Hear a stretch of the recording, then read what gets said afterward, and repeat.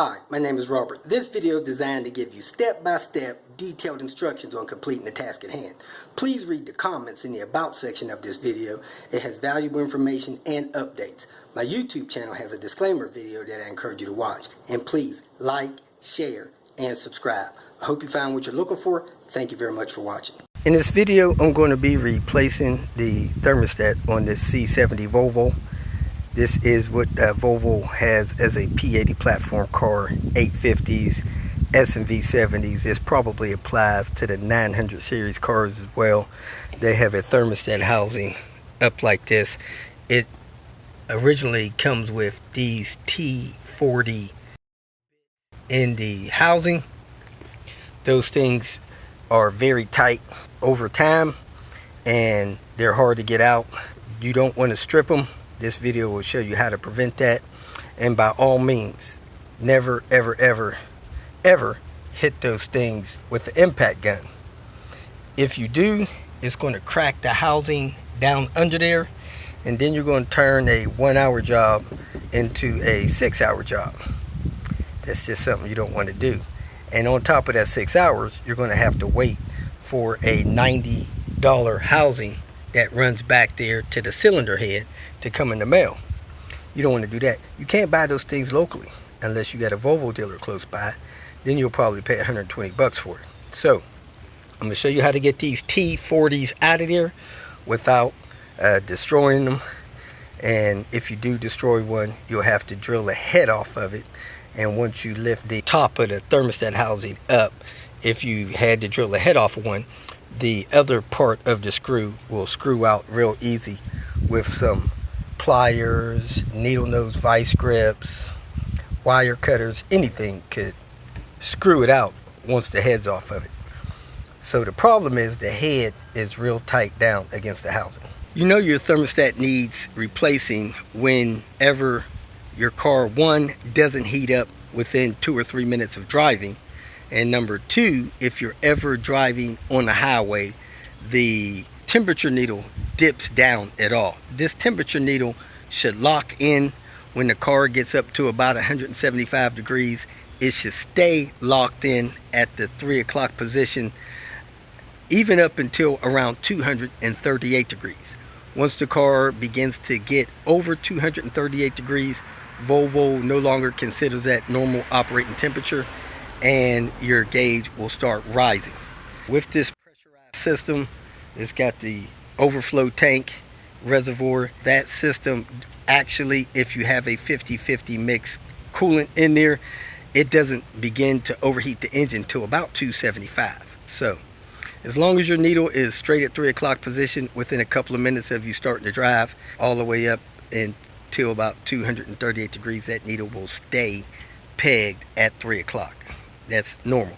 If it ever dips down while you're driving, regardless of the outside temperature, your thermostat is likely bad. And I'll show you a couple pictures. Some of these thermostats even come apart and are broken in pieces, like the one I did the other day.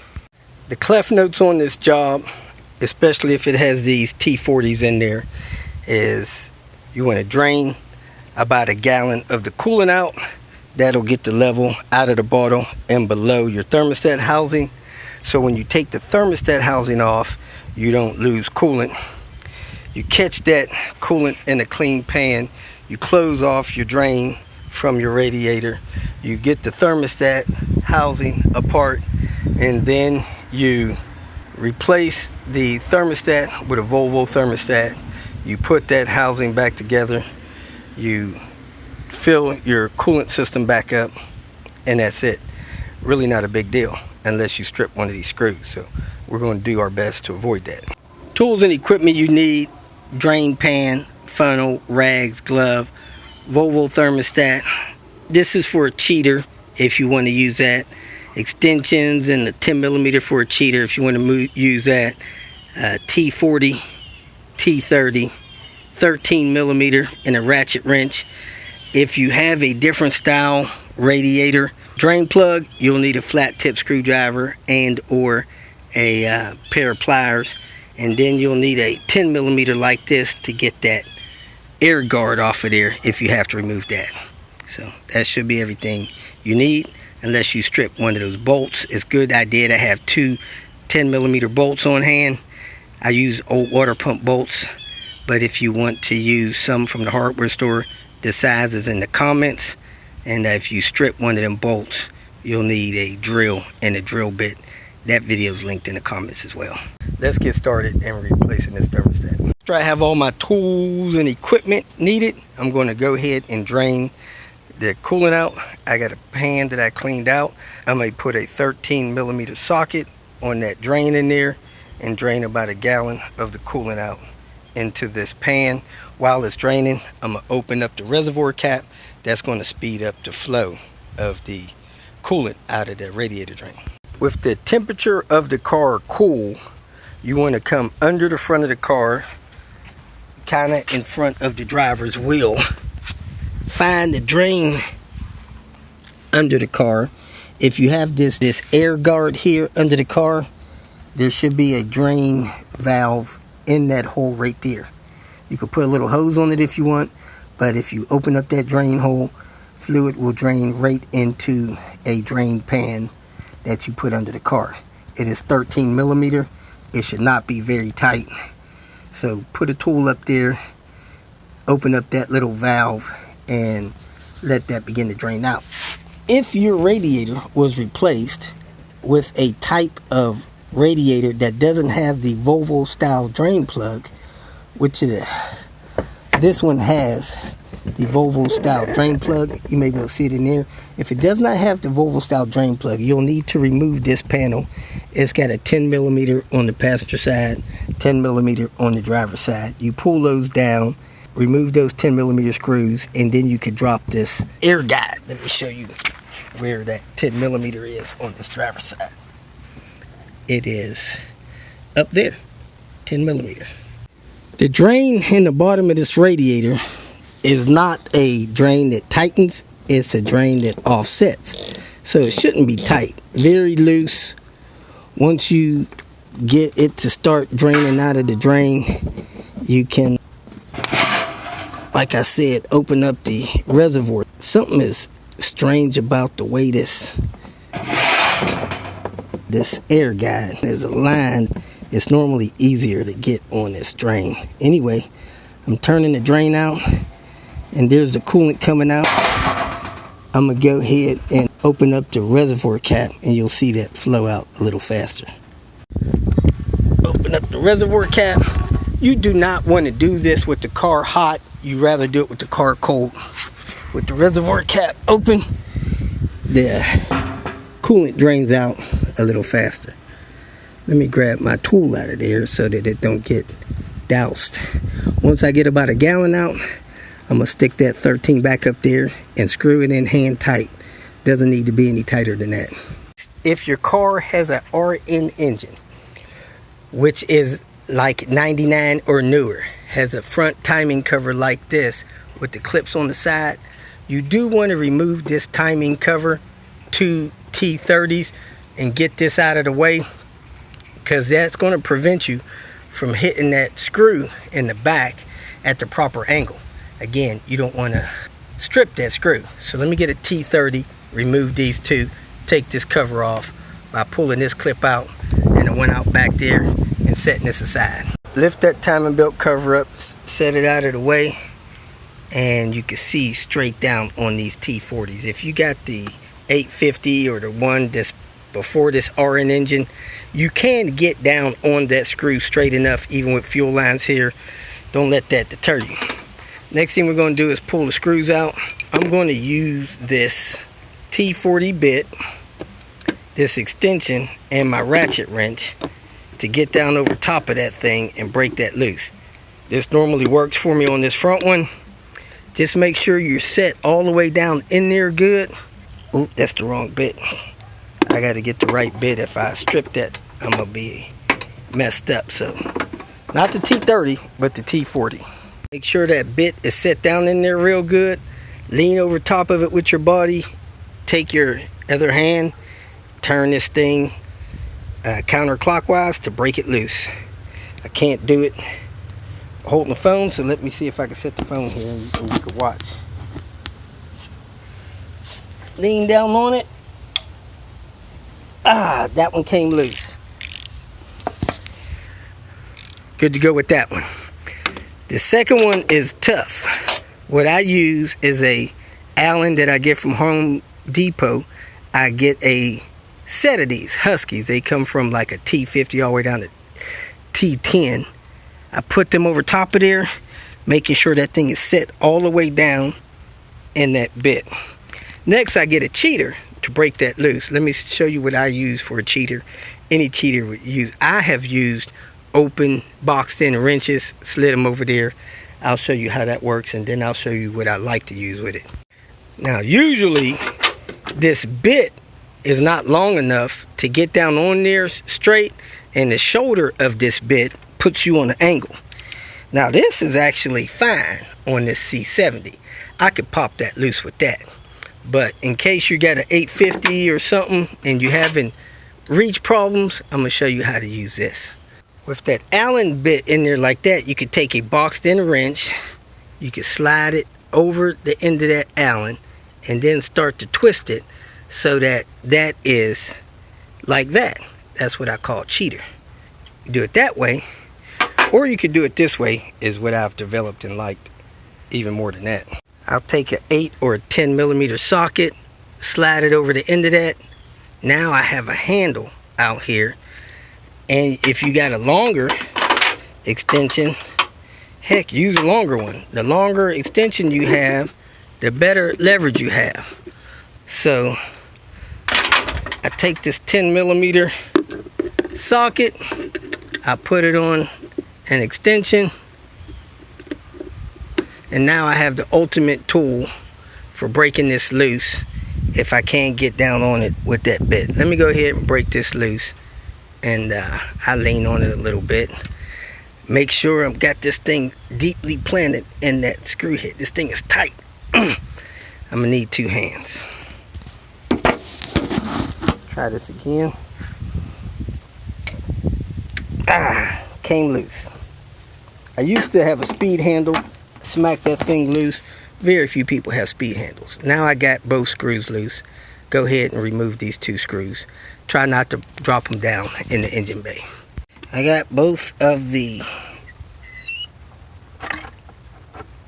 screws out. I moved this up out of the way, and what I noticed immediately was the thermostat actually stuck in the housing. And this thermostat somebody put in here is the wrong type of thermostat. It's what you call a fail-safe thermostat. They commonly sell these at places like AutoZone and stuff. This thermostat, if you look at it, it's actually locked open. You can see my finger wiggling up there. That's because this tried to overheat the engine because it's actually the wrong size. It's too tall for the car. I got it set in there. The bottom of it is hitting the bottom of the housing, and it's still rocking around in here. I've posted warnings about this thermostat that they're giving people at the auto parts store, but everybody's not listening. So this one is fail-safe open. It's the wrong type of thermostat. Let me go get the one that I use and put in there. Yep, you got it. This is a Volvo thermostat. It's just not worth putting anything else in here. That's the wrong size. It's trying to overheat your car, stuff like that. A couple things I like about this thermostat. One is Volvo design. 2, it has a jiggle pin in it. See that little pin there? That jiggle pin allows this system to bleed and burp better. Has a jiggle pin. That jiggle pin is supposed to be installed pointing toward that bolt, toward the driver's seat. They call that 1 o'clock position in the manual. Also, it has the date it was manufactured, the 8th month, 2019. Also, it has a temperature that it opens up at 190 degrees, and it comes with the gasket. Get it from Volvo, they're $32. Get it from some other place, FCP, IPD, places like that, they're probably $24. But you just simply put this gasket around it and drop that thing in there. Let me show you how much smaller this is than the one that was in there when I get this gasket on. That's the Volvo one that comes with the car. This is the one that was installed in the car. That's how much larger this one is. Over 1/4 of an inch larger. Then it doesn't have the jiggle pin and it doesn't have the thing on top. Let me get another profile so it'll be easier for you guys to see this.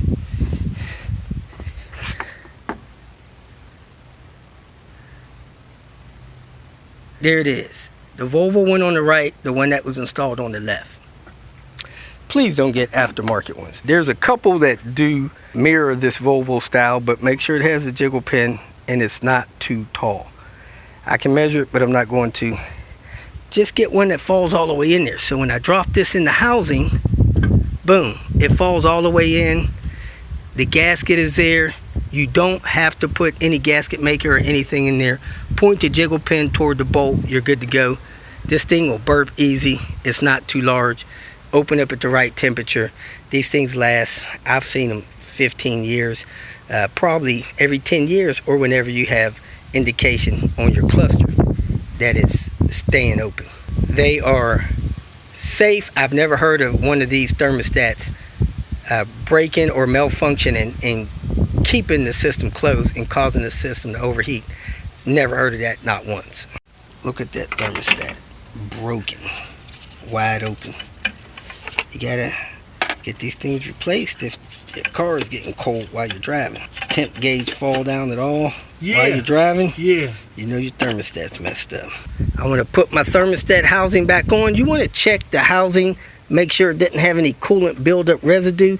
I feel a little bit there, so I'm going to clean that off, and I'm going to clean this off. I'm going to brush this with a wire brush to make sure those surfaces are clean, but really this is going to sit down on that gasket and seal that off. Not too big of a deal to have the outside of this clean. So let me grab a wire brush and clean it off a little bit. Do not use Scotch-Brite pads. You do not want that material inside your engine coolant system wearing out your engine. Normally use a good quality brass brush. It's a similar hardness as the aluminum. It won't damage the surfaces. So just brush those clean, drop your thermostat back in, and then install new bolts. I don't usually go back with these bolts here. You can, no big deal, but I like to use 10mm bolts that I get from water pump jobs. So that's what I'm going to put back in here. There's less likely of a chance of somebody stripping one of those. You don't have to torque these down real tight. Probably 14 foot-pounds, maybe even 13. Not super tight. That seal will keep this thing sealed closed. No RTV, nothing like that. I got that brush clean. I'm gonna go ahead and drop the thermostat in here, turn it to the proper Volvo recommended position, wipe the thermostat off and the housing off with a rag, set it down over there, and put in your screws. Here are some water pump bolts, old and new style. I'm gonna post the size of the bolts and the thread pitch in the comment section. Doesn't matter if they have a shank or not, because the bottom goes all the way through out to the atmosphere. As long as the bolt shank is not thicker than your housing there. You can see when the head of that bolt sits down into that housing, there's still threads that will be up in the housing. So use either or. You only need about 4 or 5 threads to stick through the housing to catch that thing. So that bolt is fine as well. That's enough to keep that thermostat housing down and won't cause any problems. Either bolt's fine. Now you could clean this thread sealer off of them if you want. It's not necessary, but I don't think it hurts anything. So I'm gonna go ahead and screw this down. Screws in place. You want to really start them in by hand, because you want to make sure the threads catch so you don't strip them. And by hand I mean not with a machine. Don't tighten these things down with a machine. Put your tool on there, get it started. I'm gonna get the back one started, and then I'm gonna tighten them down. Really no more than snug. That'll close the seal and seal it off. These are not lug nuts. Don't torque them down too tight. Tighten them up tight enough to crush the seal. Like I said, in between 10 and 15 foot-pounds is more than enough. Both screws are tight. Now I can put the timing belt cover back on the RN style engines. Hook that in there. work that thing down, clip both front and back in, and then put those two T30s in there. These screws are just a dust cover. Don't torque those down, just snug them down. Now I'm going to go under it, make sure that the screw under here is still, I guess, tight. I tightened it by hand. I came down here while it was draining, and I just want to run this up. It stops leaking before it gets all the way up, but I want to run it up until it's snug against the bottom of the radiator. I do not want to tighten that with a tool, really, because I don't want to break it or strip that hole out. It's all plastic on plastic. If you do touch it with the tool, just touch it until it stops turning. Don't tighten it. I could take the little bit of coolant that I caught, pour it back in the reservoir, and then put the reservoir cap on. If for some reason you drain so much out that you can't get it all back in, drive the car around the block. When you come back from driving it and the temperature's up, you should be able to ease that cap off very slow, pour the rest of it in. If not, just let it sit a few hours, and by that time it'll burp. You could pour the rest in and you're good to go. You do not need to burp these things 3 and 4 times. Because of the jiggle pin and the way the system is designed, it'll normally burp once and you're good to go. All of the coolant I had went back in the bottle. I'm good to go. That's it. So let me start the car, make sure I don't have anything leaking. I can see there that that's not leaking. I can look under the car, see that radiator drain is not leaking. Good to go. Take the car for a ride, make sure your temperature heats up nice and quick, and you'll be done. If for some reason you stripped one of those bolts, there's a video linked in the comments below. They show you how to drill and get that out of there. So hopefully you didn't. If for some reason somebody hit that thing with an impact and busted it, you need to contact somebody to get the proper housing to fit your thermostat. Normally the bottom piece is pretty much the same for all of the 850s, S and V70s, up to 2000, and then the C70s up to 2004. The part number for the thermostat is in the comments. The part number for the housing bottom is in the comments. If you order a whole housing, you could use the bottom part, but if you order a whole housing and you're going to use the top two, make sure you have the top that has a weep hole on top that goes to the bottom, or like this, it doesn't have that weep hole. So make sure you order the proper one. If you feel that this information was useful, please like it and share it with your social media friends. You can subscribe to my channel so that you will get notifications of future videos that I post. You can follow me on Twitter, and if you need to contact me directly, please visit my website. And if you have any questions, leave them below, and someone or myself will reply to them. Again, thank you very much for watching.